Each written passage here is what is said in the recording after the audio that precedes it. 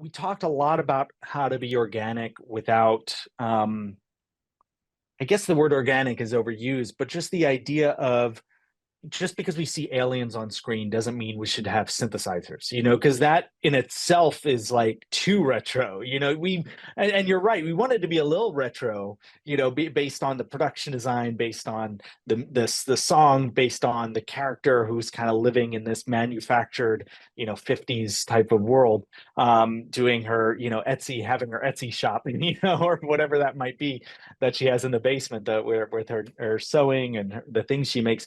But at the same time, we didn't want to be retro in a like in an off-putting way where, yeah, you see aliens, you hear weird synthesizers. So what I did is a lot of the sound sources that you can't quite place, like, oh, is that organic? A lot of it is pitch shifted and stretched orchestra. I actually recorded some instruments early on. I would do experiments here in the studio where I would re-record things and slow them down, pitch them down, so that it came from organic sound sources, but ultimately when you heard it played back, it didn't sound like what it was.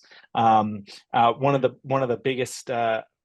of the biggest examples of this, I think, is there's some samples I have of trombone glissandos, where you hear this brass and moving in chords, where a major chord is morphing into a minor chord, and I would have that recorded over 5 seconds, and then when you stretch it out, it takes 10 seconds for those chords to manifest. So it sounds kind of organic, but it sounds also otherworldly without being synthy, if that makes sense.